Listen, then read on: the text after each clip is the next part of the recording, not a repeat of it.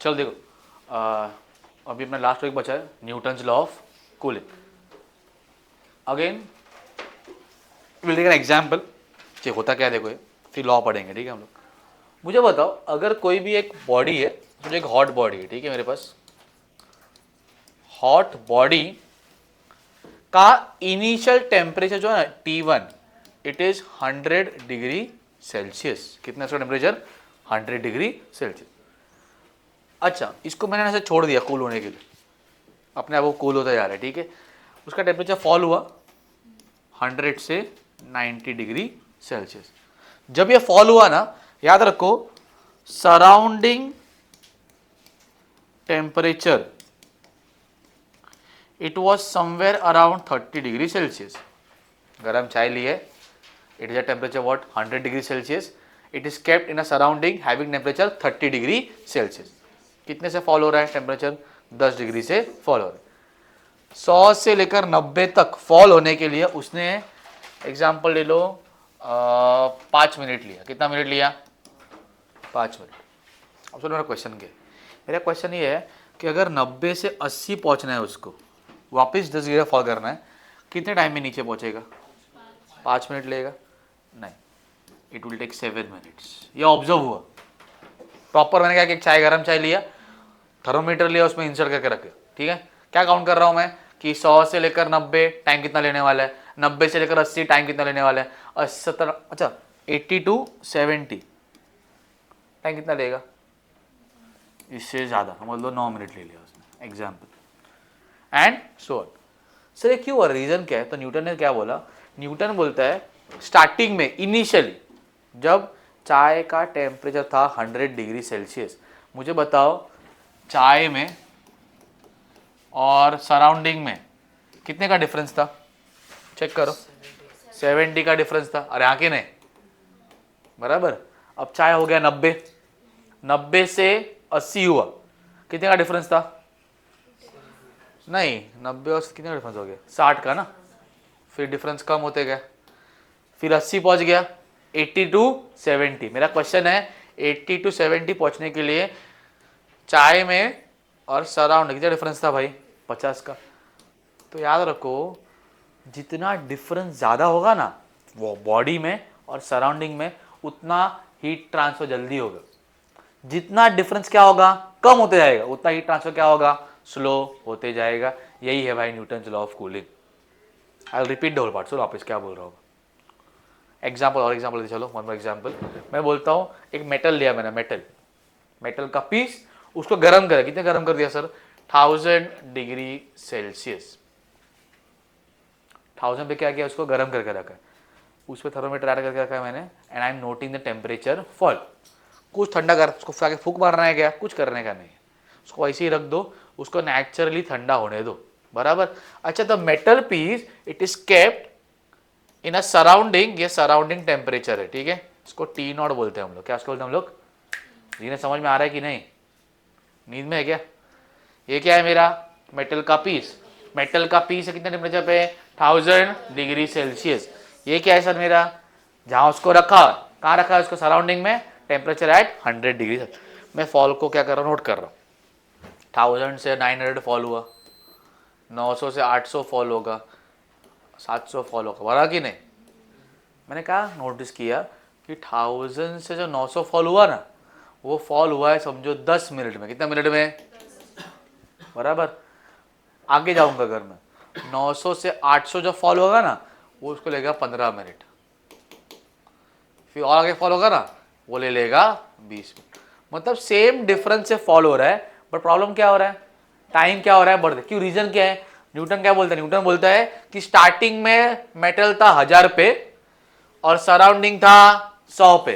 कितने का डिफरेंस था? 900 का। फिर कितने पे आ गया मेटल का पीस? 900 पे। सराउंडिंग था कितने पे?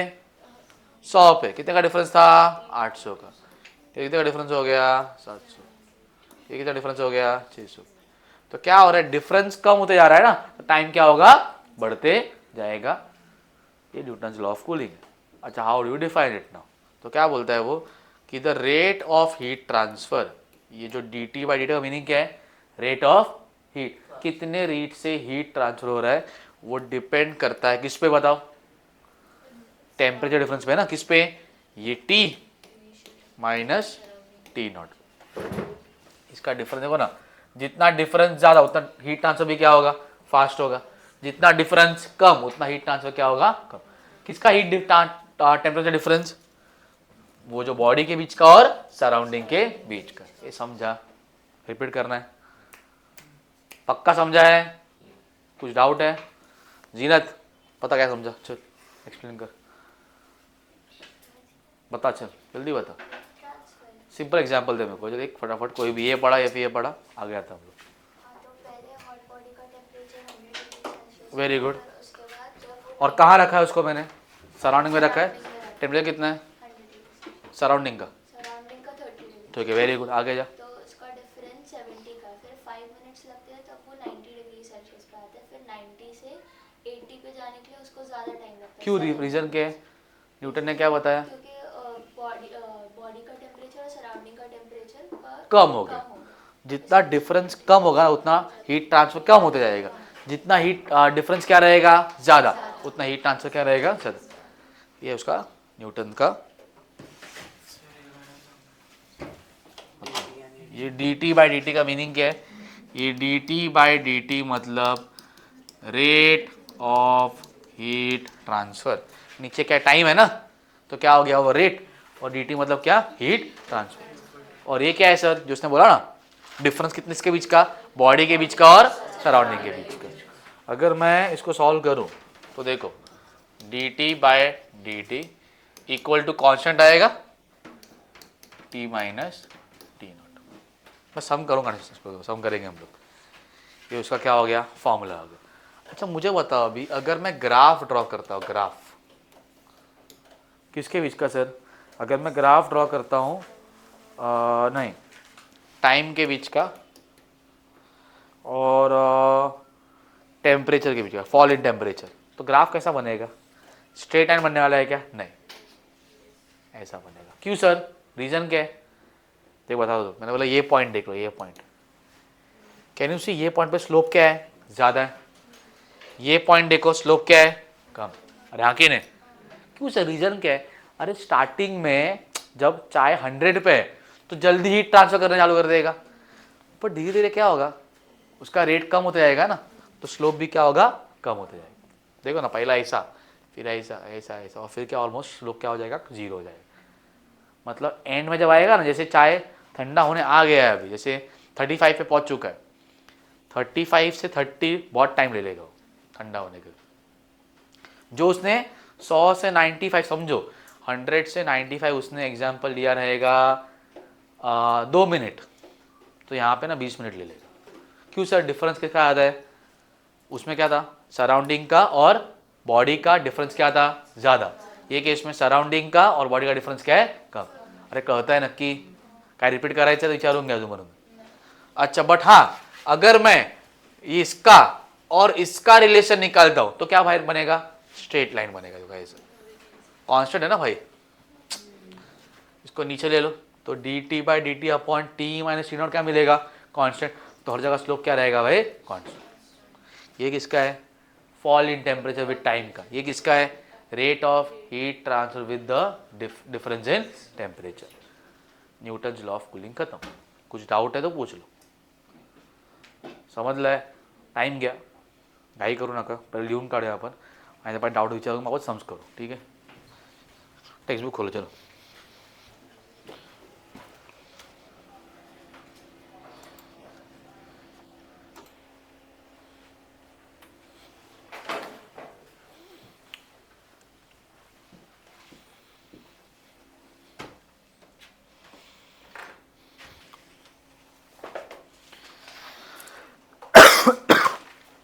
चलो सम्स खोलो, सम नंबर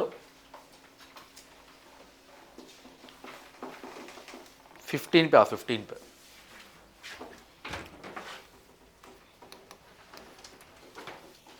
स्टार्ट करूं। देखो क्वेश्चन क्या है 15 सम में, a metal sphere cools from 80 degree Celsius to 60 degree Celsius in 6 minutes.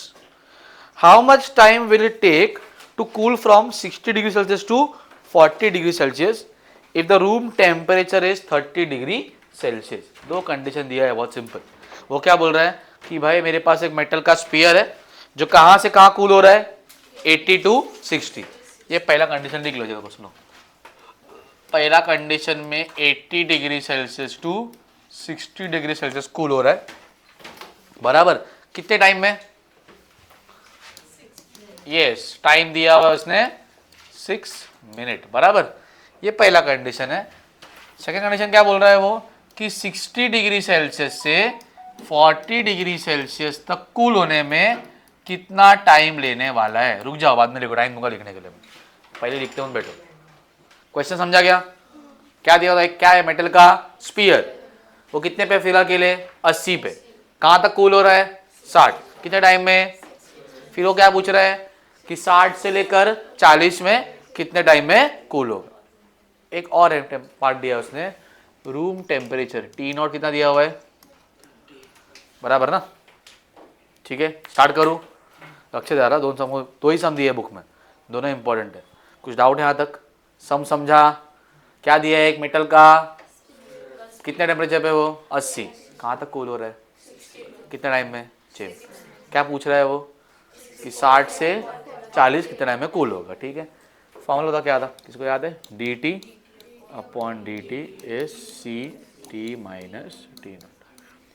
सुनो मैं क्या बोल रहा हूँ, यहाँ पे dt दिया, dt इसका मीनिंग क्या होता है, टेम्परेचर डिफरेंस। यहाँ पे क्या पुट करने का सर, यहाँ पे पुट करने का कहाँ से लेकर कहाँ तक कूल हो रहा है, मतलब क्या, सिंपल 80 माइनस 60 कहते हैं। यहाँ पे क्या पुट करने का, हमेशा कहाँ से कहाँ तक कूल हो रहा है, चेंज इन टेम्परेचर। नीचे क्या टाइम आएगा, टाइम कितना है, इसको वैसे ही रखो चलेगा। सी मालूम है क्या सर, नहीं मालूम है, कांस्टेंट है भाई। सर यहाँ पे क्या आएगा, इसमें से T0 कितना आता है, 30। नाउ सी, अभी ना टी का थोड़ा घपला है। In some books what they do, they directly put the initial temperature कि कहाँ से कूल हो रहा है। इन सम बुक्स क्या करने का, इन दोनों का लेने का एवरेज, क्या लेने का, मतलब 80 और 60 का एवरेज। यहाँ पे आंसर आएगा कितना होगा, 70। अरे कहता है हे काय सांगा मला, dt म्हणजे काय, कुठून कुठपर्यंत कूल होता है। T0 मतलब क्या, सराउंडिंग टेम्परेचर, और T मतलब क्या, जहां से जहां तक कूल हो रहा है ना उसका एवरेज। तो यहाँ पे क्या आएगा, 70। समझा? कितना आएगा इसका आंसर, 20/6, ये हो जाएगा 40, बराबर ना। कैंसिल होगा ना, 1 जा 2 जा 2 जाएगा, कैसा 3, 1/12। क्या करते हो कैलकुलेशन, अबे ऊपर है ना ये, 1 जा 2 जा 2, 6 जा 12। समझा? सी मिल गया, अरे हाँ कि नहीं। अब सी में जाता ये केस में, और ये केस में सी क्या रहेगा, कांस्टेंट। अब इसमें लगा फॉर्मूला, चलो लगा formula, dt upon dt is CT minus T0। कौन बताएगा, तू बता चल। यहाँ पे भी क्या आएगा, वेरी गुड, 60 माइनस 40। ये टाइम मालूम है क्या, वो तो निकालना है टाइम। सी क्या पुट करूँ, वेरी गुड, 1/12। यहाँ पे क्या आएगा बताओ, अभी यहाँ पे 50 आएगा। किसका रेश, किसका एवरेज, 60 और 40। 50 माइनस T0, कितना T0, ये सॉल्व कर लो, ये कितना होगा, 20 dt,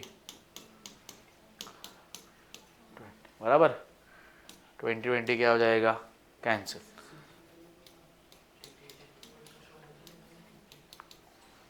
and that is your answer. समझा? नई बुक में वो क्या आंसर, नई बुक में 10 है, सबकी बुक में 10 है। वो आज चेंज टोटल आएगा उसका हाथ। टारगेट लाया है क्या, कुछ निकल।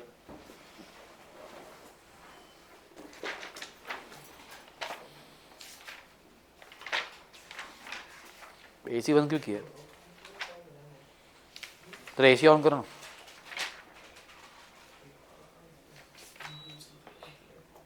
हाँ 12 मिनट आंसर है, बराबर। आंसर क्या लिया उसने, 12 मिनट्स। आगे जाऊं, आगे जाऊं, ठीक है।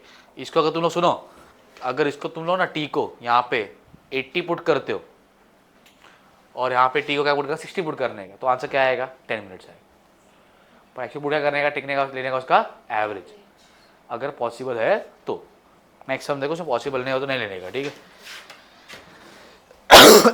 Come on sum number 4, fourth sum पे आ जाओ, स्टार्ट करो।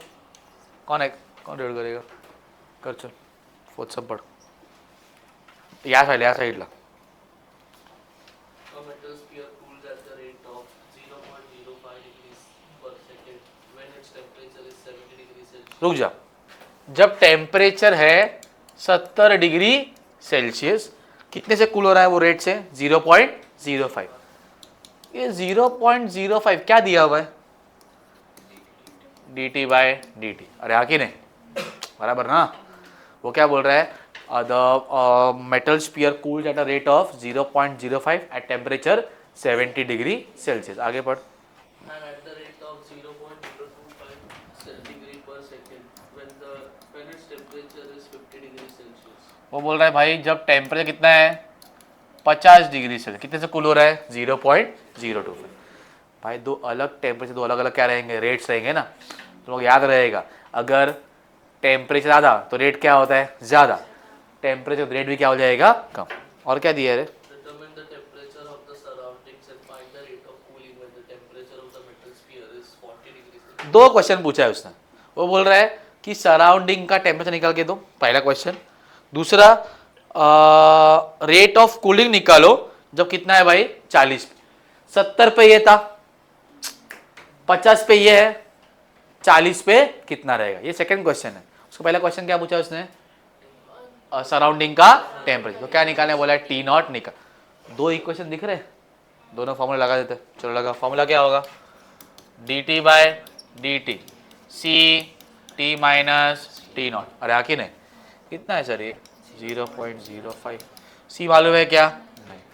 ये टी क्या होता है, अब सुनो सुनो, टी होता है एवरेज ना, कहाँ से कहाँ कूल हो रहा है, पर दिया है क्या अभी, सीधा 70 ले लेना है। समझा सर, ये सब में क्या था फिर, ऐसे मालूम था कहाँ से कहाँ 80 से 60 कूल हो रहा है, इसलिए क्या लिया था एवरेज। यहाँ पे एवरेज लेने का क्या, अभी क्यों से मालूम ही नहीं है कि कहाँ से कहाँ तक कूल हो रहा है। वो सिर्फ क्या बोल रहा है 70 पे है तभी ये रेट है, मालूम पड़ गया बस। 70 से कहाँ तक कूल हो रहा है मालूम है क्या, नहीं। 70 आएगा minus T not, equation number 1।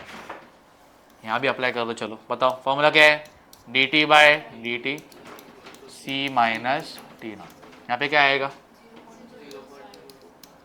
Is equal to what, C 50 minus T nought. अरे हाँ कि नहीं, किसको डिवाइड करेंगे, 1 को 2 से डिवाइड कर दो सीधा, डिवाइड 1 विथ 2, तो क्या होगा देखो 0.05 upon 0.025 C, sorry 70 minus T naught C 50 minus T naught. C क्या हो जाएगा 1 जा 2 जा, अरे हाँ कि नहीं 270 minus T not upon 50 minus T nought, ये क्रॉस हो जाएगा। करो चलो 2 इंटू 50 100 माइनस 2 टी नॉट, यहाँ पे क्या आएगा 70 माइनस, क्या करने का, ये प्लस क्या हो जाएगा माइनस, 100 माइनस होता कितना होता है 30, ये माइनस क्या हो जाएगा प्लस, तो 2 कितना होगा ये टी नॉट, मिल गया ये, तो टी नॉट कितना मिल गया। अब सुनो, यही पूछा एक्चुअली पहली बात तो, बट मुझे बताओ आगे जो क्वेश्चन है ना जिसमें क्या बोल रहा है 40 का रेट निकालो, तो अब सी चाहिए रहेगा अपने को, तो सी भी निकालना पड़ेगा, ठीक है।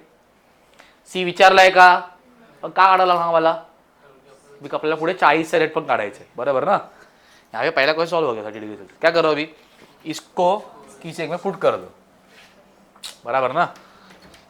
चलो काम करते हैं, क्या इक्वेशन 0.05 सी कितना था 70 माइनस टी नॉट 0.05, क्या हुआ, अच्छा बंद कर, तो क्या बोल रहे सही, ये कितना टी नॉट,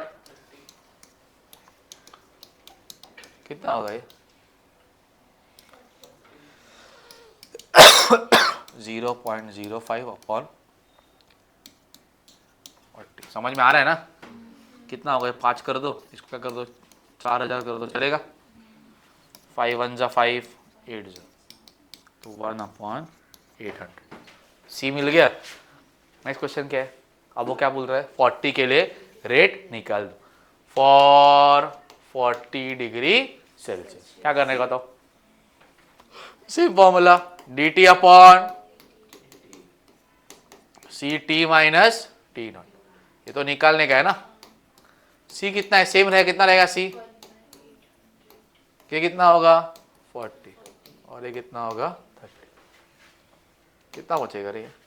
ये 10 बचेगा, 0 0 कैंसिल। ये व्हाट इज 1/8? 1/2 0.5, 1/4 0.25, 1/8 125, मतलब आन्सर आएगा 0.0125. कळलं? डिवाइड केलं बस. कळत नसेल डायरेक्ट डिवाइड कर तुमच्या हिशोबाने. आन्सर ये आने वाला है. सुनो, ये रेशो लर्न कर लो. हाफ, ये देखो, हाफ 0.5, 1/4 0.25, 1/8 0.125, 1/16 0.0625. आगे करोगे 1/32 0.03125. ये रेशो काम में आता है अपने को, सॉल्व करना इजी पड़ता है. ठीक है, कैलकुलेशन स्पीड इससे ही बढ़ेगा. सबके स्क्वायर्स लर्न कर लो 30 तक, सबके रूट से लर्न कर लो 30 तक, 20 तक एटलीस्ट. स्क्वायर रूट्स और स्क्वायर्स, तो सम सॉल्व करने क्या पड़ेगा? इजी पड़ेगा. समझा? न्यूटन्स लॉ ऑफ कूलिंग खत्म. 2 ही सम है उसके अंदर. तर लिहून झालं का की बाकी आहे? हे नाही, न्यूटन्स लॉ ऑफ कूलिंग झालं लिहून? कॉपी करो चलो फिर.